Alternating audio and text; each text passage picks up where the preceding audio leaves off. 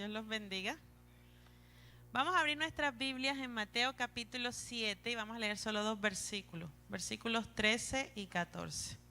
Mateo capítulo 7, versículos 13 y 14.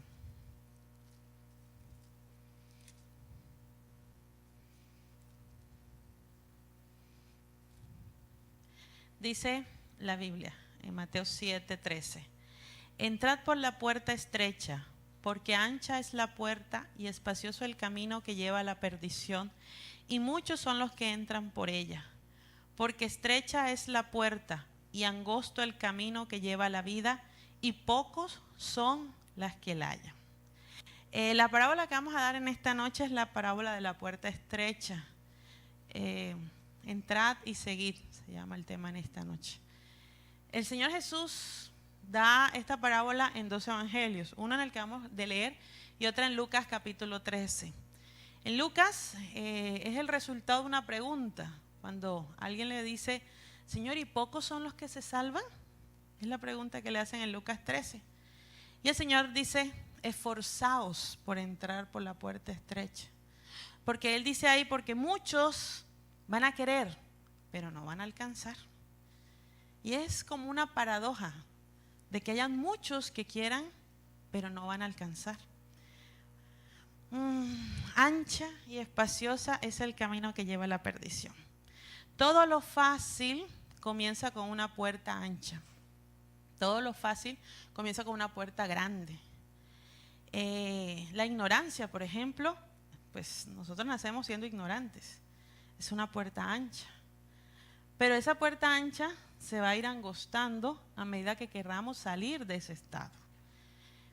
¿Cuántos son los que se inscriben en la primaria? ¿Cuántos niños entran a la primaria? Muchos, ¿verdad? Pero de ese grupo de niños, ¿cuántos pasan a la secundaria? Ya ahí la puerta empieza ¿a qué? A angostarse. ¿Cuántos pasan luego a la universidad? Mucho menos. ¿Cuántos de esos universitarios se gradúan? ¿No son menos? Empieza a angostarse mucho más la puerta. ¿Cuántos de esos que se gradúan hacen una especialización? ¿Cuánto más una maestría o un doctorado? Entonces, para salir de esa puerta ancha de la ignorancia y llegar a una profundización de un tema específico, la puerta se va ¿a qué? Angostando, se va reduciendo. Por eso el Señor dice, esforzaos, porque hay que esforzarse para entrar cada vez más por la puerta angosta. ¿Saben que hay frases que se vuelven populares pero que no son bíblicas? Algunas personas dicen, ay, el Señor abrió esa puerta grande para que yo entre. Bueno, hay puertas que se abren, que el Señor abre, pero normalmente las puertas que el Señor abre se van angostando, porque cada día el Señor quiere que nosotros vayamos creciendo. Y en ese crecimiento hay puertas que se van angostando. Entonces, cuando empiezan las dificultades y empiezan los problemas, decimos que ya eso no es de Dios. Porque si fuera de Dios, todo sería fácil. Eso se dice, pero eso no es bíblico. Bíblico no lo es. Todo lo de Dios trae esfuerzo, sacrificio, disciplina, responsabilidad, dominio propio. Y todo eso es un camino angosto, difícil. Algunas personas dicen, bueno, si tú vas a tomar una decisión y esa decisión es del Señor, esa decisión te va a dar paz. No necesariamente. Y les voy a poner un ejemplo. Jesús tomó la decisión de morir por nosotros en la cruz del Calvario. La noche anterior a eso, ¿Él tenía mucha paz o tenía angustia? ¿Qué dice la Biblia? ¿Pero era una decisión de Dios o no? Entonces no necesariamente una decisión de Dios nos tiene que dar paz. Entonces sí ven que a veces hay palabras que suenan bonito, pero que no son tan bíblicas. Entonces nosotros tendríamos que empezar a mirar, bueno, y entonces, ¿cómo es este tema? Pues como la Biblia lo dice. El camino de la salvación y el camino del Señor, el camino al crecimiento es angosto. Y cada vez se va angostando más. Es como el camino de las oportunidades. cada vez se angosta más. Hay oportunidades, por ejemplo, para conseguir un trabajo, muchos van a ver esa oportunidad y muchos entran de pronto al mismo trabajo y varios hacen el mismo trabajo. Pero posibilidades de ascender en el trabajo, ya empieza ¿qué? También a angostarse, se empieza a angostar. Y hay que hacer un esfuerzo y hay que hacer un trabajo para que eso se vaya dando. Hay que hacer un trabajo para que eso se vaya dando. Entonces, la vida, todas la tenemos. ¿Cuántos estamos vivos aquí? Todos, ¿no? ¿Cierto? ¿Entramos todos por la puerta de la vida? Todos. ¿Cuántos vamos a pasar por la puerta de la muerte? Si Cristo no viene antes, todos. ¿Cuántos vamos a pasar por la puerta de la vida eterna? ¿Todos? Bueno, la Biblia no dice eso. Ese es un querer. Pero ojalá la Biblia dijera muchos siquiera entran. Pero la Biblia ¿qué dice? Dice pocos. Pocos. Ahora, ¿la puerta está o no está? Está. Pero muchos van a entrar. La Biblia no dice eso. La Biblia dice pocos. Comparado en la proporción, pocos. Hablando de proporciones, por ejemplo, ¿cuál ha sido el mayor homicida que ha habido en la historia de la humanidad? ¿Ah? ¿Hitler? Caín. Eran 4.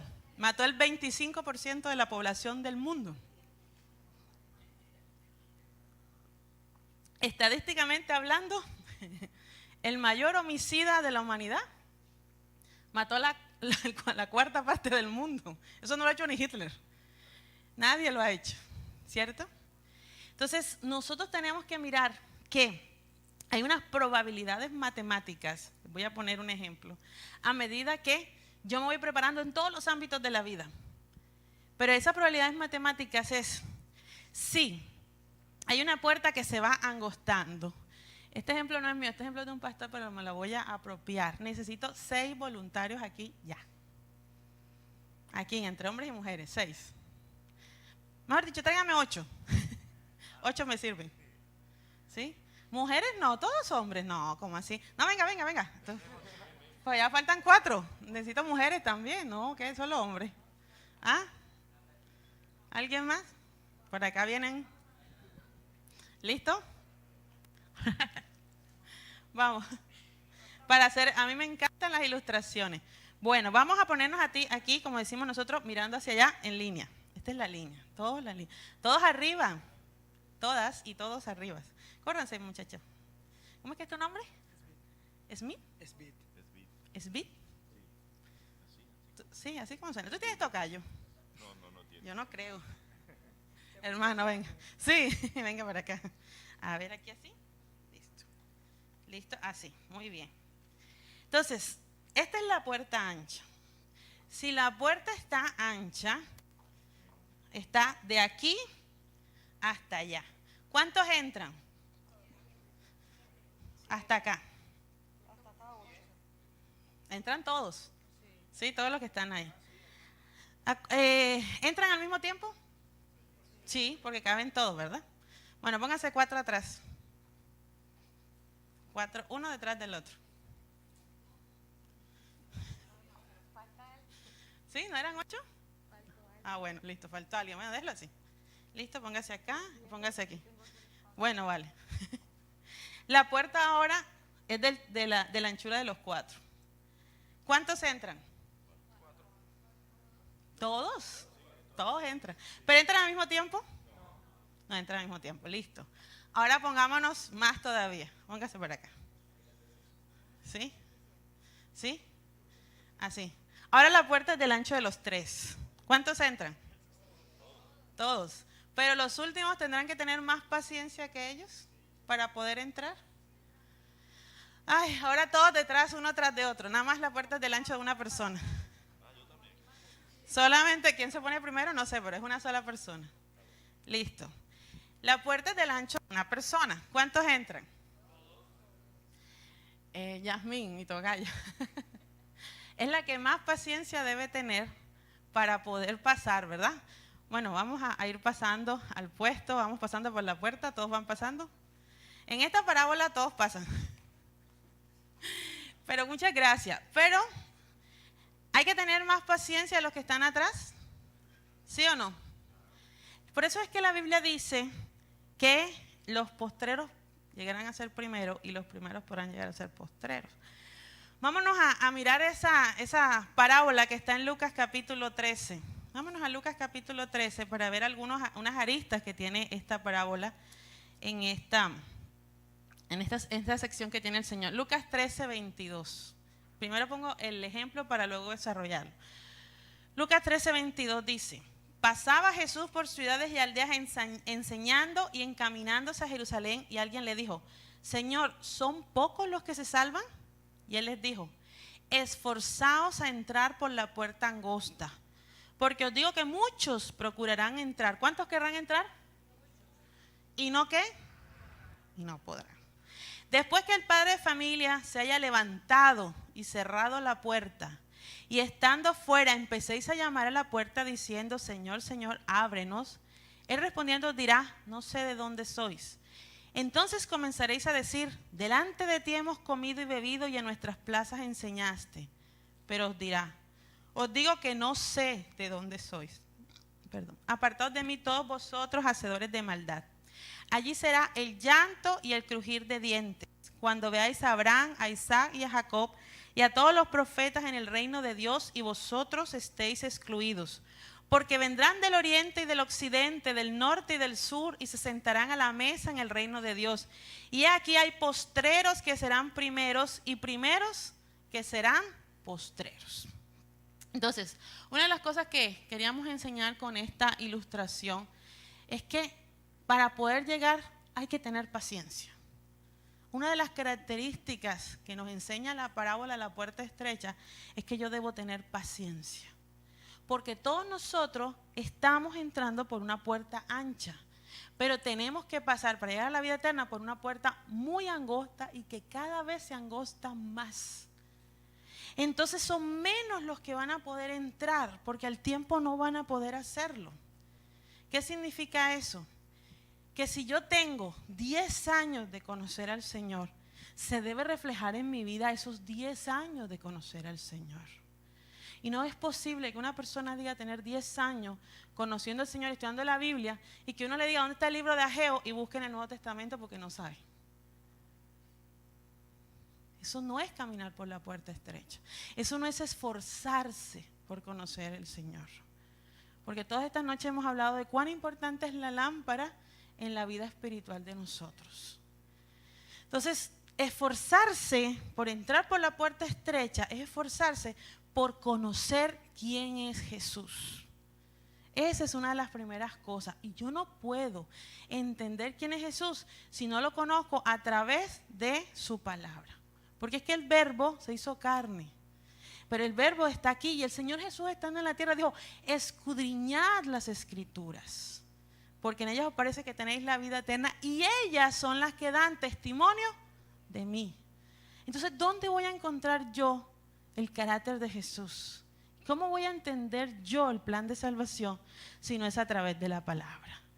Entonces, el Señor lo que nos está diciendo es que una de las características que yo debo tener es paciencia, que sinónimo es perseverancia, es lo mismo. A veces creemos que la paciencia es que no me inmuta nada, y no es así. La paciencia aquí es proactiva, es de acción. Es decir, yo espero y confío en el Señor, pero actúo. Por eso el Señor dice que el que persevere hasta el fin, ese será salvo. Y es la misma raíz de paciencia. Es decir, el que tenga paciencia, el que esté en el Señor y siga avanzando con el Señor y sigue caminando con el Señor hasta el fin de sus días o hasta que Cristo venga, esas personas entrarán con Él al reino de los cielos. Por eso el Señor nos dice aquí que debemos ser semejantes a estos hombres que entran por la puerta estrecha, pero se esfuerzan por entrar. Así como no todo el mundo en la universidad, dijimos, pasa a la especialización, a la maestría, hay que esforzarse por estudiar más para ser mejor. Yo tengo que esforzarme en el Señor por ser mejor cristiana o ser mejor cristiano. Y eso incluye durar más tiempo de compañerismo en el Señor, de rodillas frente a su presencia. Incluye estudiar más su palabra. Incluye hablarle a otros del Señor. Yo debo perseverar en la oración, perseverar en el estudio de la palabra y perseverar en la obediencia a Dios. Decir, a la luz de lo que el Señor me da, decir, Señor, no importa lo que pase, yo voy a estar contigo siempre. Y esa es una de las características de los cristianos que van a entrar por la puerta estrecha, porque se acostumbran a pasar por la puerta estrecha. Les voy a poner un ejemplo. Cuando nosotros nos bautizamos, nos enamoramos de Jesús, entendemos la palabra, entendemos que es la salvación y entendemos lo que dice Romanos 6, que yo debo entrar a las aguas bautismales para morir con Cristo y resucitar a una vida eterna. Hay que morir al yo y comenzar una vida, y aplicamos Romanos 6 ahí, y nacemos de nuevo. ¿Comienza o no comienza ya a angostarse la puerta? No es la misma puerta con la que entramos antes. Entramos a un nuevo nivel. La puerta se angosta un poco más. ¿Por qué?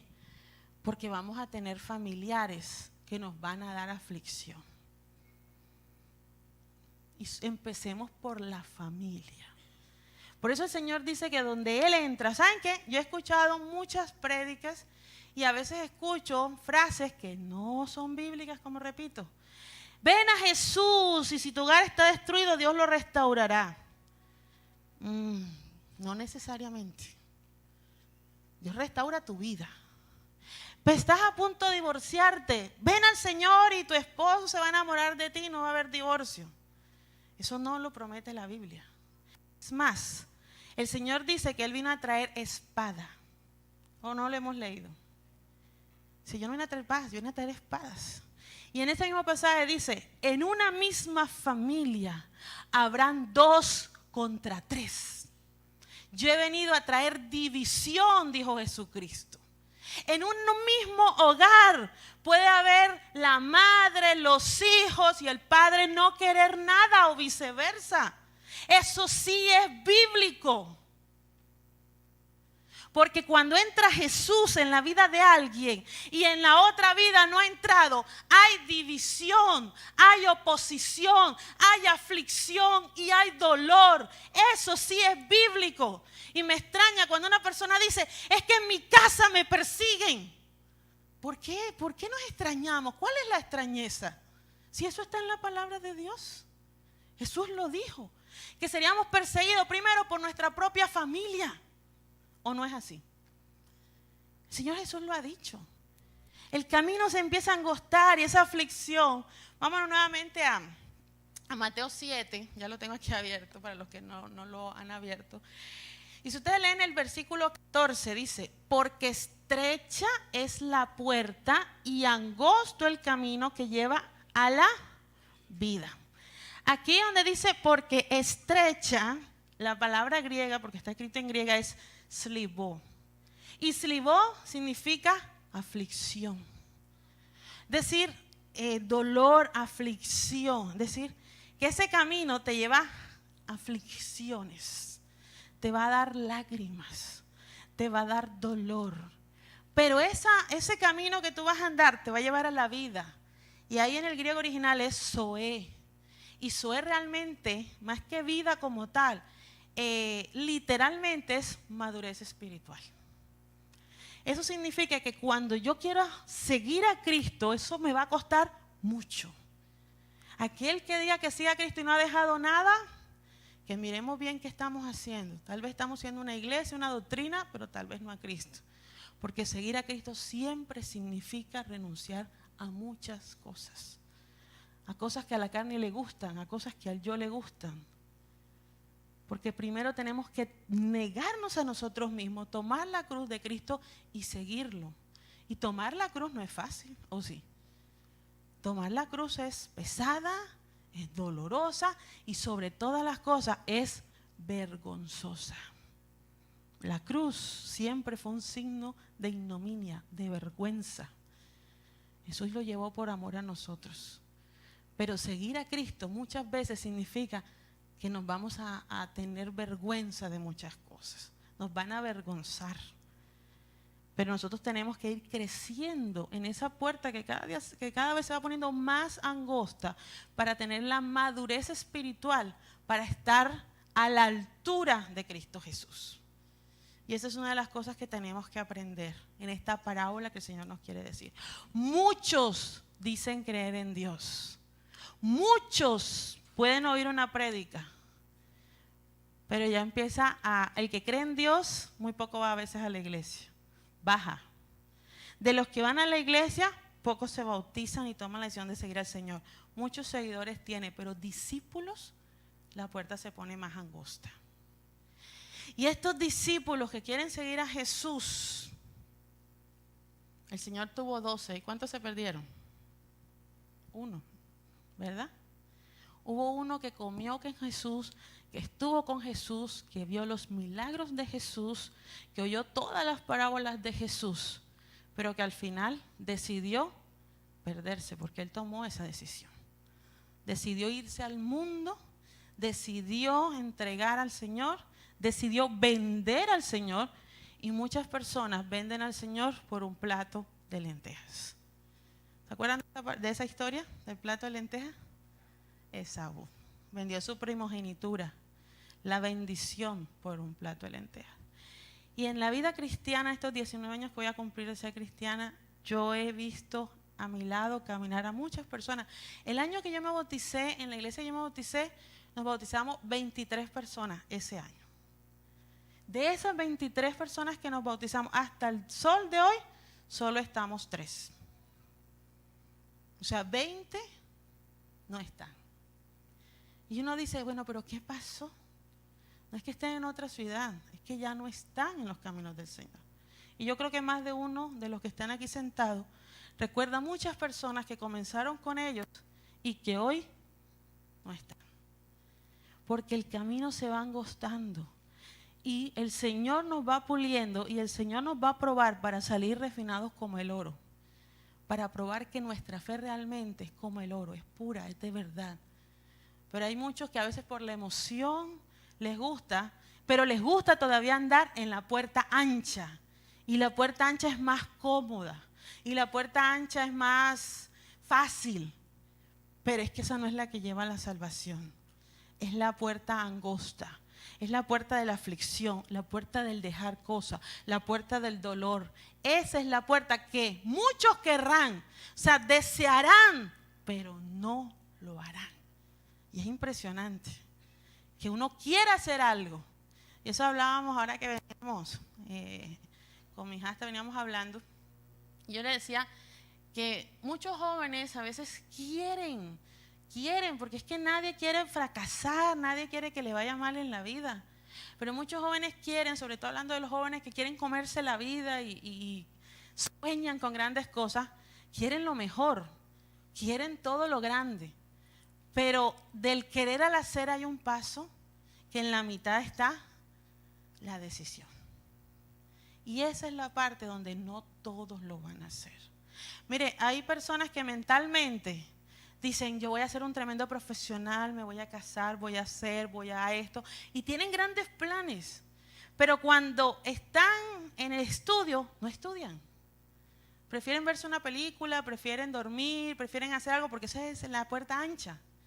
Pero la puerta angosta del esforzarse, del estudiar, de ir más allá de lo que van siquiera sus propios compañeros, eso no todos lo hacen, son pocos los que lo hacen.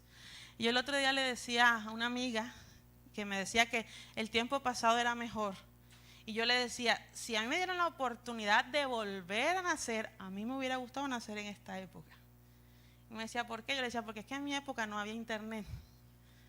Yo estudié sin Google. Imagínense, yo estudié sin Google. Era enciclopedia. Y no todos tenían enciclopedia. Los que tenían dinero tenían enciclopedia. Tocaba la biblioteca, nada más. Pero leíamos más. Bueno, pero a mí me hubiera gustado en esta época tener esa oportunidad de información tan impresionante que se tiene. Es una maravilla. A mí me parece una maravilla. Es una maravilla. Que no se aproveche el tiempo, eso no es culpa ni del internet ni de la época, sino de la persona. Yo conozco un muchacho en la central de Barranquilla que estudió inglés por YouTube. Y hoy trabaja con una empresa en Estados Unidos con eso. No fue a un colegio, no fue ni nada, fue inglés por YouTube. Mientras otras personas se ponen a ver que reggaetón, que el video, que el amigo, que el no sé qué, él estaba estudiando. Pero es el mismo programa. Tú sabrás qué haces con él.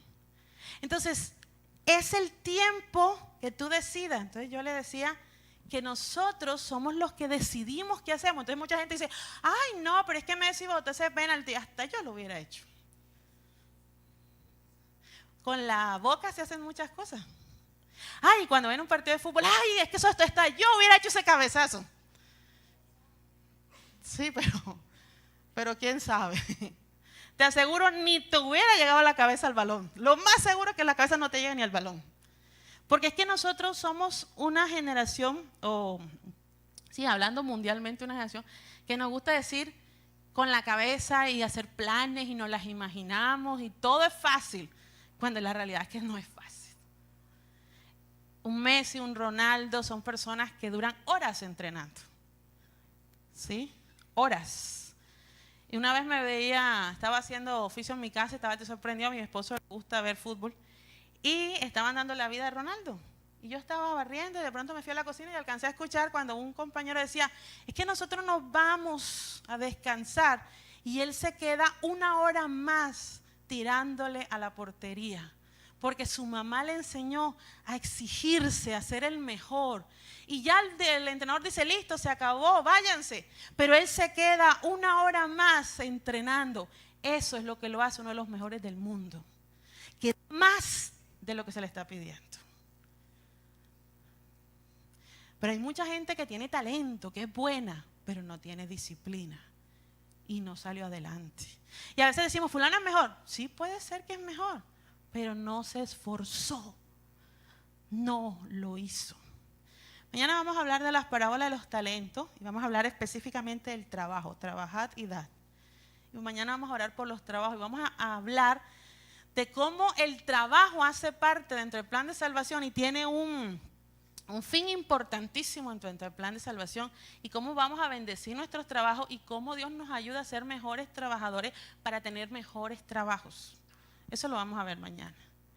Pero una de las cosas que queremos destacar en esta noche es que el Señor quiere que nosotros andemos por la puerta angosta. Que si mis compañeros del colegio, ¿cuántos son bachilleres aquí? ¿Cuántos son bachilleres? A ver. No, pero que estén estudiando apenas el bachillerato. No graduados de bachiller, no. Que apenas estén estudiando el bachillerato, ¿verdad? Que mientras mis compañeros, el profesor puso que se estudiaran la página 20, yo me estudio la 20, la 21 y la 22. Eso lo hace 1 o 2 de cada salón. No lo hacen más. Por eso ellos son los mejores. Son los mejores. Si todos se esforzaran, entonces todos serían iguales y después tendría otro que esforzarse el doble para salir de la mediocridad. Hay un libro muy bueno, no es de la iglesia, eso lo estudié yo, lo leí cuando estaba en bachillerato, que se llama El hombre mediocre, de José Ingenieros. Eso hace parte de la literatura latinoamericana. Pero hay una parte del libro que me gustó mucho cuando lo leí. Recuerdo que la leí en la biblioteca Bartolomé Calvo de Cartagena, una biblioteca que era impresionante los libros que tiene. Pero una de las cosas que decía el libro era, yo quisiera abrirle el cerebro al hombre mediocre y saber qué piensa, porque sigue siendo mediocre. ¿Sí? Y cuando él decía, cuando todos se esfuerzan de la misma manera, todos son mediocres.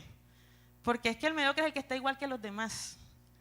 El que no es mediocre es el que sobresale por encima de los demás. Eso hace parte de ese libro. Pero si tú analizas lo que el Señor nos manda y nos dice, es que la gran multitud anda por la puerta ancha. Pero es una minoría, son pocos los que se van a esforzar mucho más para andar por la puerta estrecha. Y entre esas cosas que yo les decía que me gusta esta generación, y sobre todo aquí en Colombia, ese programa Ser Pilo Paga. Ya yo me hubiera inscrito siendo bachiller en ese programa, ya estuviera yo ahí inscrito. Ser Pilo Paga. Oye, yo el otro día veía a un chico que se lo llevaron a Nueva York con todos los gastos pagos a estudiar en la universidad, él es de Bogotá. Y su papá es zapatero, hace zapatos, ¿sí? Y vivía en una piecita porque su mamá los abandonó porque el papá le dio artrosis y el papá no puede caminar mucho. Eso lo vi en el noticiero. Y el muchacho era el mejor del colegio y era de los más pobres, pero se inscribió en el programa Ser Pilo Paga y pues ganó y se lo llevan. Entonces, es ese esfuerzo. Miren, una de las cosas que el Señor nos enseña a través de la Biblia es que con Cristo no hay excusas. Ejemplo, yo no fui futbolista porque es que mi papá no me compró los Reebok o los Nike o los Adidas que tenía fulano. Es que los mejores futbolistas lo hicieron con el pie descalzo. Es que yo no puedo estudiar porque como en mi casa no hay internet, pero en el colegio hay biblioteca. Es que nada más tengo un lapicero, una libreta, pero tienes donde escribir. Marco Fidel Suárez. ¿Bachilleres saben quién es Marco Fidel Suárez? No, los que están estudiando bachillerato. ¿Quién fue Marco Fidel Suárez? Hijo de una lavandera. Estudió detrás de una ventana porque no tenía para pagar el colegio. Y fue presidente de este país. Entonces, si uno se pone a mirar las historias que hay de vida, uno se da cuenta que son pocos los que se esfuerzan. Son pocos los que dan un plus más e irse más. ¿Quiénes son menores de 30 años aquí? Alza mucho la mano. ¿Sí? Bueno, le voy a hacer una pregunta. A los menores de 30. No se hace. ¿Quién escribió el himno nacional? ¿Quién escribió el himno nacional? ¿Quién escribió la letra del himno nacional? Ustedes no tienen menos de 30 años, me da mucha pena.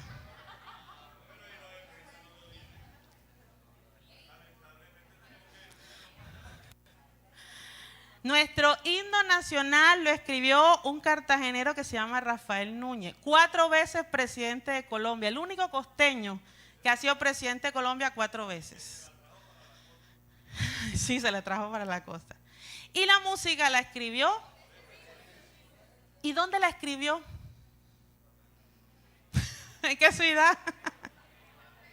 ¿Qué dice la historia dónde la escribió? ¿Cuántos son barranquilleros? ¿Y no saben que la música se escribió en esta ciudad? La música del himno nacional se escribió en esta ciudad. Pero imagínense que todo eso hace parte, hoy estamos al Día de la Independencia, ¿verdad? Ni preguntemos más. Hasta ahí. El tema es que son cosas como tan normales que todo el mundo debería saber y que yo le preguntaba a varios bachilleres y ninguno me contesta. Y son cosas que no se estudian en la universidad, se estudian en el colegio y en la primaria. Es el himno de Colombia. Pero si le pregunto cuál es la última canción de algún cantante famoso, te aseguro que me la dice y la letra se la sabe. Entonces, el tema es, ¿cuáles son mis prioridades? Hay un camino ancho. Todo el mundo anda en ese camino ancho. Pero hay un camino angosto.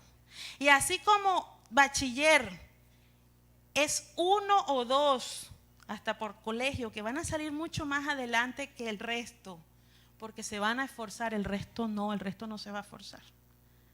El resto lo que los papás le ayuden, etcétera, pero hasta ahí. Ese 1 o 2 que se esfuerzan de ese colegio, se van a enfrentar a 1 o 2 de cada colegio de este país y del mundo. Y el día que hay una oportunidad de un súper trabajo, la puerta es más angosta porque los requisitos son más.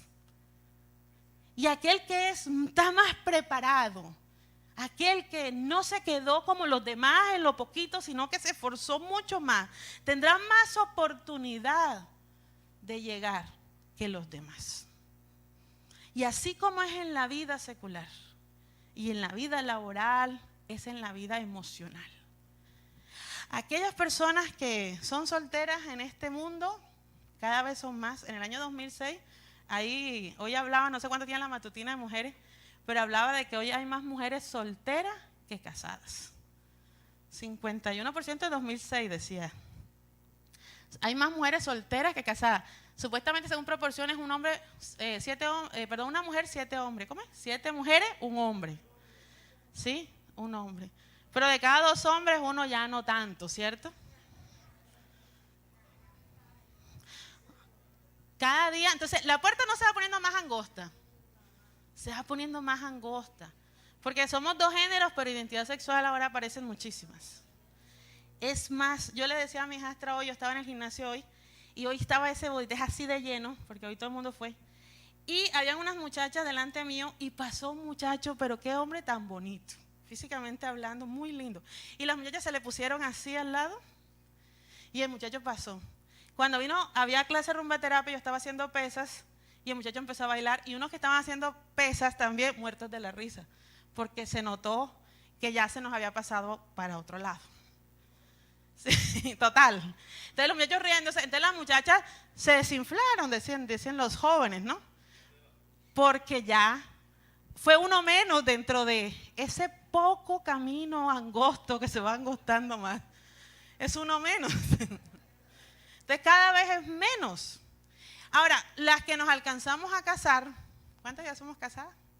Sí, hay que angosto, eso está angosto, hay que valorarlos, hay que cuidarlos, ¿verdad? ¿Cuántos de esas que nos casamos, hablando en plano mujer, somos felicesmente casadas? ¿Ah? Ese está como pasa, la doctora Catrina vino hoy, la vi por ahí. Está escondida, usted felizmente, yo sé que sí. ¿Sí? Pero una de las cosas que a nivel de los psicólogos, y yo sé que la doctora Catrina lo ha visto, es que los hombres viven engañados con el matrimonio siempre.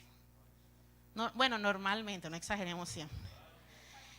Y la mujer está triste, está desilusionada, se siente mal, y cuando van a terapia por separado, el psicólogo, en esta van a poner la casa a la doctora Catrina, le pregunta a María, y está Pedro. Bueno, vamos a hacer una sesión, pero pensemos primero con Pedro. Entonces Pedro dice, no, primero las damas, comience María. Ah, bueno, venga María. Del 1 al 10 califíquenme su matrimonio. ¿Puedo decir 0? Bueno, listo. Y empieza que él, que esto, que aquello, bueno. Luego llama a Pedro. Pedro, venga acá, califíqueme su matrimonio del 1 al 10. ¿Puedo decir 11? ¿O no es cierto?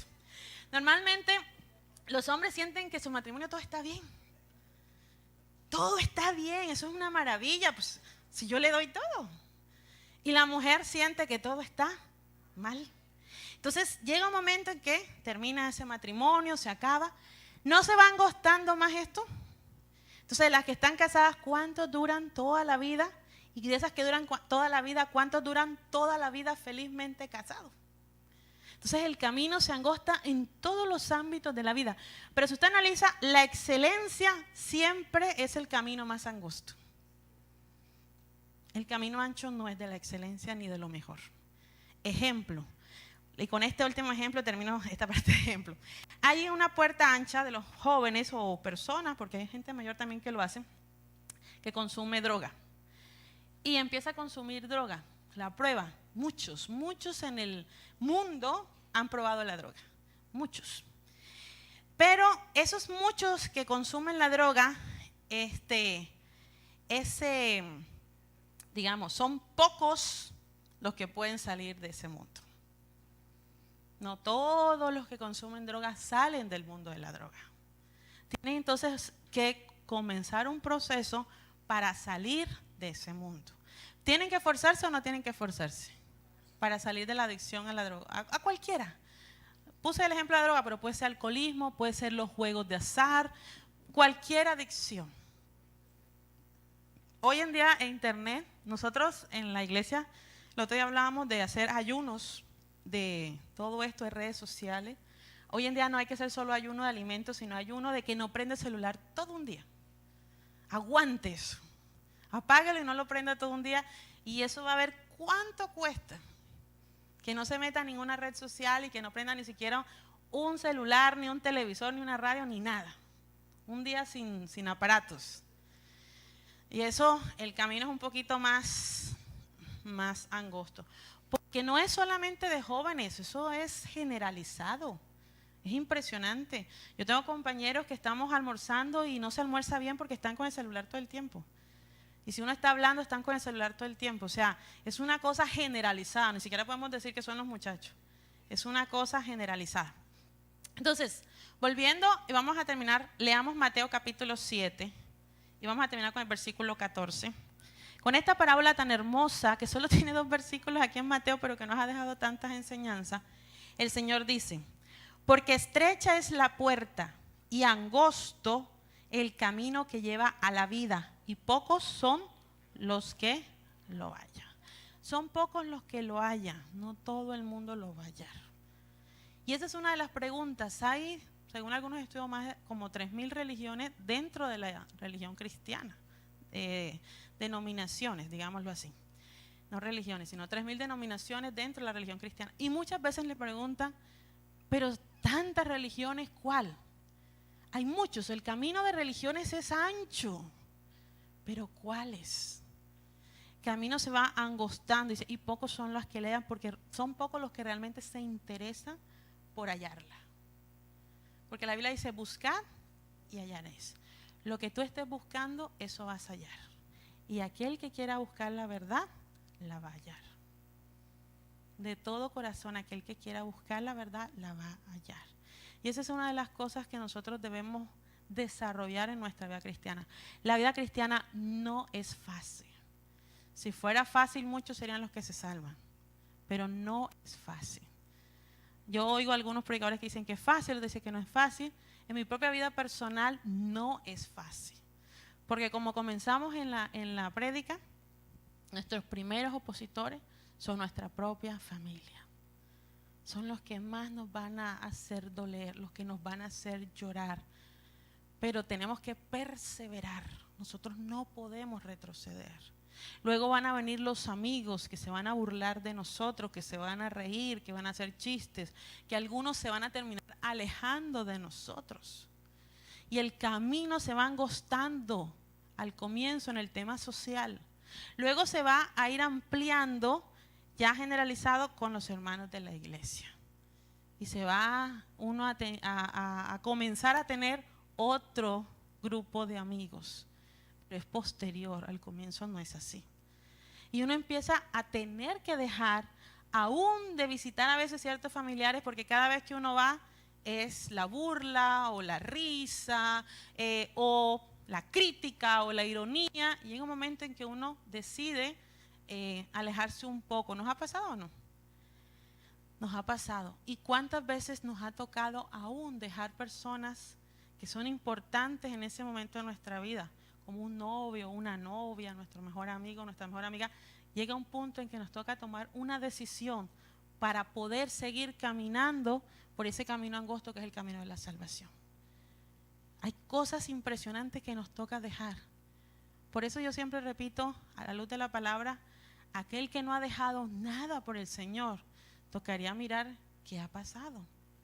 Porque todos nosotros debemos haber dejado muchas cosas por el Señor. Como dice 2 Corintios 5:17, de modo que si alguno está en Cristo, nueva criatura, las cosas viejas y aquí todas son hechas nuevas. ¿Tengo o no tengo que dejar cosas? A la luz de la Biblia. Porque es que las cosas viejas pasaron, ya no es lo mismo. No tengo los mismos temas de conversación, no me río de las mismas cosas, no disfruto las mismas cosas. Y los que estuvieron conmigo hoy, en ese momento, hoy no disfrutan las cosas que a mí me gustan. Y en este momento yo quisiera que tú pensaras en aquellas cosas que a ti te ha tocado dejar. Y las personas que te ha tocado dejar. Aún los estilos de vida que se han tenido que cambiar completamente. A muchos de nosotros, para poder llegar al Señor, nos tocó dejar un trabajo, nos tocó a veces cambiar de ciudad o cambiar de barrio, cambiar de amigos. O sea, nos tocó dejar muchas cosas. En mi caso particular, a mí me tocó dejar el novio. Eso fue de entrada lo que me tocó dejar. Nosotros teníamos 4 años de relaciones y pensábamos casarnos cuando yo terminara la carrera. Era mi primer novio y pensábamos ya, eso era nuestro amor para toda la vida. Pero nunca quiso aceptar el evangelio, por más que oré, por más que le supliqué, nunca lo quiso aceptar. Y llegó un momento que él mismo me puso a mí, escoge o esa iglesia o yo, los dos no podemos. Y con mucho dolor me tocó decirle, yo escojo a Jesús. Yo escojo a Dios. Me tocó el dolor del alma, dejarlo. Porque era la ilusión, era la primera ilusión, no es fácil. Pero tocó decidir, porque cuando yo me bauticé ahí en esa pila bautismal, no en esta, allá fue en Soledad. Cuando yo me bauticé, tomé la decisión de entregarme completamente al Señor y que nada ni nadie me iba a separar de Dios. Esa fue la decisión que yo tomé. ¿Cuántos tomamos esa decisión cuando nos bautizamos? Que nada ni nadie nos iba a separar. Fui la primera cristiana adventista en mi casa y mi primera oposición era en mi casa con mi madre. Mi madre no era cristiana, no era católica, no era nada. O sea, ella oraba a Dios y ya, pero no se iba a una iglesia. Y ese era para mí el temor más grande, pero yo hice provisión mental. Y si mi mamá me echa de la casa, porque mi mamá es, aquí tengo una testigo de cómo es mi madre, o cómo era más que todo mi madre, todavía sigue siendo, pero antes de ser cristiana era terrible. Mi mamá decía que ahí el que salía embarazado se iba de la casa y eso era literal. Por eso allá nadie ni embarazó ni salió embarazado. Pues lo teníamos clarito. Mi esposo le dice a mi mamá, pero usted no hubiera hecho eso. Y dice mi mamá, claro que sí, porque yo no me traigo las palabras, son las palabras textuales de mi mamá. Lo que yo digo lo cumplo. Y yo hubiera llorado ahí, pero mi casa no entra. Esa era mi mamá, santanderiana. Imagínense. Pobre hombre, por eso nada más duraron 7 años casados. Y era complicado, pero el Señor hizo un milagro. Yo estuve dispuesta a irme de la casa por causa del Señor. Pero el Señor estuvo dispuesto a todo lo posible para que mi mamá llegara a los pies del Señor. Y mi mamá llegó a los pies del Señor. Y yo sé que más de uno de los que estamos aquí sentados hemos visto los milagros que Dios es capaz de hacer. Mi madre, mis hermanos, mi padre llegaron a los pies del Señor. Pero nosotros tenemos que firmes. ¿Cuántas veces mi papá se rió? ¿Cuántas veces mis tíos fueron a reírse? Pero hoy todos respetan. Y siempre eso lo he aprendido. Que al comienzo la gente se burla o te da ironías o te regaña o pone en duda. Pero si tú te mantienes fiel al Señor, con el tiempo ellos te van a respetar. Porque se van a dar cuenta el Dios tan grande, poderoso y maravilloso que nosotros tenemos, que es el Dios de la Biblia. Y eso con el tiempo causa respeto y admiración, aunque no te lo digan. Y seremos dignos de confianza delante de nuestra propia familia y amigos. Tenemos las personas las cuales vendrán en el momento de la crisis y de la aflicción, de ese camino angosto, decir, ¿cómo hiciste? Y nosotros, con todo el amor y la gracia del Señor que está en nosotros, decir, es así. Y por eso, los que somos predicadores, los que son líderes de iglesia, sabemos que nuestra aflicción es aún mayor. Es aún mayor porque entre más tú quieres servir al Señor, más es el camino angosto. Es más la aflicción. Yo cuando a mí me dicen una campaña, una semana de oración o algo, yo tiemblo literalmente.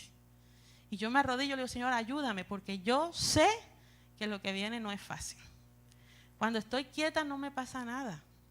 Cuando me empiezo a mover pasan muchas cosas.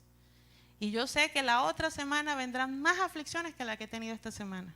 Eso ya la tengo clara, ya son muchos años en este camino. Pero por causa del Señor no importa, porque Dios nos va puliendo. Y la Biblia dice que Dios no nos va a dejar ser tentados más allá de lo que podamos resistir. Así que es una promesa. ¿Cuántos creen que es una promesa linda? Que no importa lo que tengamos que pasar, Dios nos está prometiendo que no va a dejar. Es decir, que si alguien dice, no pude, no es verdad. Porque Dios no es mentiroso.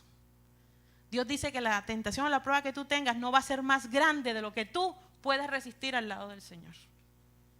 Así que, pero junto con la tentación que dice 1 Corintios 10:13, ¿enviará qué cosa? La salida, bendito el Señor. Así que si en este momento tú estás pasando una aflicción muy grande en tu casa, en tu trabajo, por causa de la fe, ten la seguridad que Dios pronto te va a mostrar la salida. Y que esta aflicción, este dolor que estás pasando, porque el camino se va angostando a la excelencia, cada vez más el Señor te la va a recompensar. Porque un día Pedro dijo, Señor, nosotros hemos dejado todo por ti. ¿Y qué hay para nosotros? Y el Señor dice, el que deja padre, el que deja deja madre, el que deja hijos por causa de mi nombre, yo en esta tierra le daré, ¿cuántas veces? 100 veces más. Y al final la vida eterna. Y a veces decimos, ay no, pero el trabajo, pero es que el Señor, no, al final la vida eterna. Pero en esta tierra, si tú dejas algo por el Señor promete que te va a dar 100 veces más. Hermano, yo dejé novio por el Señor, pero el Señor me dio un marido mejor. Tuve que dejar trabajo por el Señor, pero me dio un mejor trabajo. Tuve que abandonar unos amigos, pero he tenido mejores amigos. Y tengo una familia maravillosa en Cristo Jesús.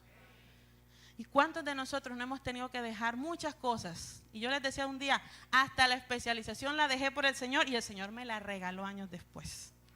En esta tierra el Señor te va a dar 100 veces más de lo que tú dejes. En el nombre del Señor, todo lo que tú dejes, si es entre Dios y eso, elige a Dios. Vamos a tener un especial para luego hacer una oración. Vamos a tener un especial y mientras ella toca el especial, yo voy a hacer un llamado.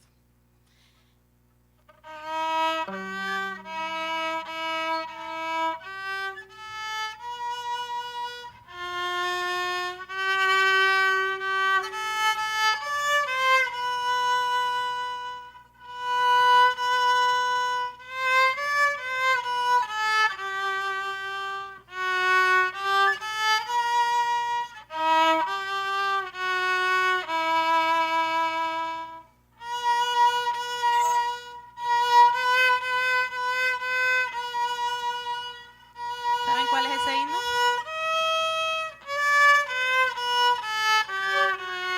Con ese himno yo me bauticé. Jamás podrá.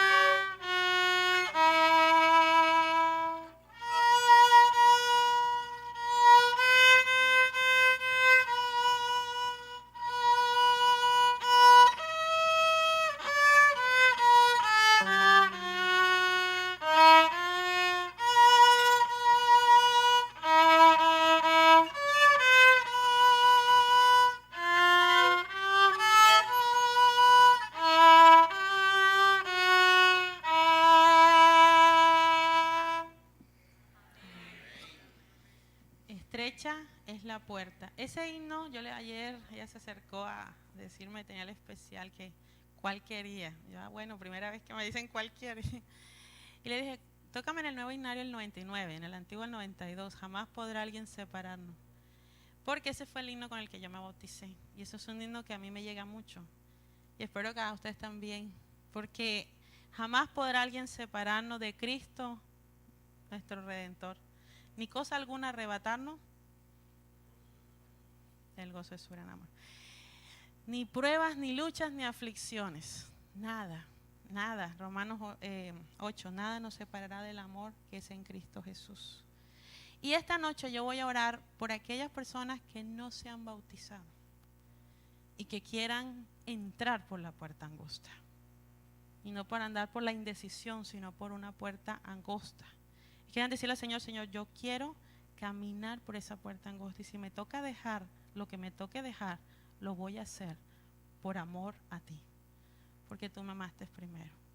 ¿Hay alguien en esta noche que quiera alzar su mano y decir, yo quiero entrar por esa puerta angosta? ¿Sí? Ven, vamos a orar. Solamente voy a orar por aquellos que hoy quieran tomar la decisión de andar por esa puerta angosta, por esa puerta estrecha, que cada día se estrecha más, porque la gracia se está cerrando. Y nosotros no sabemos hasta cuándo la gracia individual de nosotros está. Y eso es una labor y es un cometido de cualquiera que predica, siempre. Porque nunca sabemos si nos vamos a volver a ver. Y eso me lo enseñó mi hermano el pastor. Yo antes era muy mala para hacer llamados. Yo predicaba, pero no hacía llamados. Y él me dijo, Yasmín, nosotros tenemos la obligación de hacer llamados, porque tú nunca sabes si será la última vez que esa persona está ahí. Así que haz un llamado en el nombre de Dios y por los méritos de Cristo y el poder del Espíritu Santo. Haz un llamado para que esa persona que escuchó la palabra tome la decisión de seguir a Jesús. Y en esta noche el llamado es para tomar una decisión de andar por esa puerta estrecha. Muchos son los que quieren andar por ellas, pero pocos son las que la hallan y pocos son los que van a andar. Y pocos son los que se van a salvar. Que podamos, los que ya estamos bautizados, cada día caminar más por esa puerta. Porque muchos también nos bautizamos y comenzamos con una puerta que es más angosta que la de la perdición, pero que se va a ir angostando a medida que pasa el tiempo. Porque el Señor quiere un pueblo puro, un pueblo que lo ame con todo su corazón. Y vendrán pruebas donde te tocará decidir entre una persona que no ama a Dios y una que lo ama. Hay un libro muy lindo que se los recomiendo, se llama El Carpintero Divino, de Attilo René Dupertoy. Y hay una parte en ese libro que el autor dice que Jesús fue tentado en todo, en esas 3 tentaciones. Pero la última tentación, Satanás le dijo, todo esto te daré si postrado me adorares. Y Jesús le dijo, vete, Satanás, porque al Señor tu Dios adorarás y solo a Él servirás. Y hay una frase que a mí en la vida nunca se me ha olvidado.